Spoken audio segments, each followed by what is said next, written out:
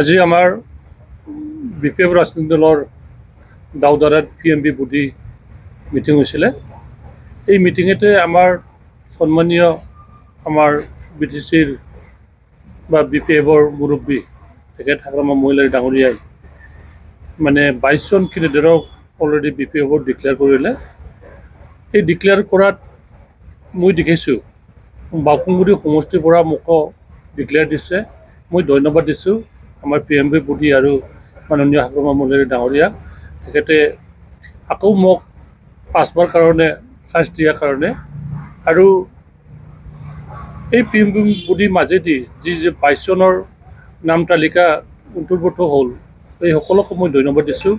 আৰু আগন্তুক সময়ত তেখেতে BPFৰ জিকাৰ কাৰণে চবে কাম কৰিব আৰু চবে জিকি যাব মই ভাবোঁ। আৰু এইটো আপোনাৰ সমষ্টিত এইবাৰ UPPL আৰু কংগ্ৰেছৰ টিকেট প্ৰদান কৰিব বুলি শুনিছে, কেনেকৈ হ'ব তৎপৰ কেনেকৈ আপুনি? মই 5th টাইমৰ কাৰণে বাউকুংগুৰি সমষ্টিত পৰিচিত MCLA নিৰ্বাচনটো মই খেলিব লাগিব।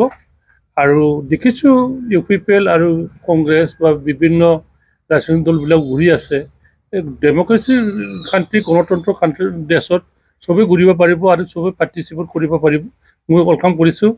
আৰু এটাই বস্তু দেখিছোঁ মই এতিয়াই পৰাই মানে UPPLৰ একজন মানে খেম বনাই ল'ৰাবিলাকক ৰাখিছে।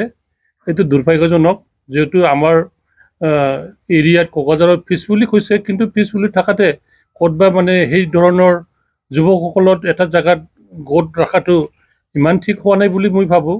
মই অৱশ্যে এতিয়ালৈকে আমাৰ প্ৰশাসনক জনাই নাই, কিন্তু জনাব লাগিব লাহে লাহে।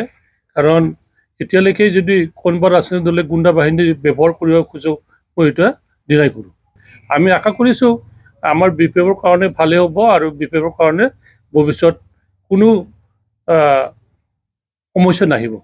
নোৱাৰে পৰাজয় কৰাত ইমান ইজি বস্তু নহয়। কাৰণ মই এই এফচু সংগঠন থকা সময়ৰ পৰাই লোকেলৰ কাম কৰি আছোঁ আৰু আমাৰ লোকেলত যিমানেই জাতি জনগোষ্ঠী হওক মোৰ লগত এতিয়ালৈকে বেয়া নহয়, এতিয়ালৈকে ভালেই আছে।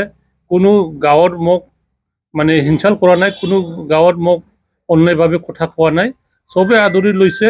আৰু আগন্তুক যিটো ছেপ্টেম্বৰত হ'ব লগা BTC নিৰ্বাচন, এই BTC নিৰ্বাচনত চবে আঁকোৱালি ল'ব আৰু বিপুলভাৱে ভোট দিব বুলি মই আশাবাদী।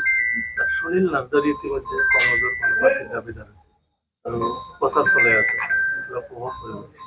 নাই সুনীল নাৰ্জাৰীও কংগ্ৰেছৰ কেণ্ডিডেট হ'ব বুলি মই শুনিছোঁ, কিন্তু কেনেকৈ প্ৰভাৱ পৰিব এতিয়ালৈকে ক'ব নোৱাৰোঁ।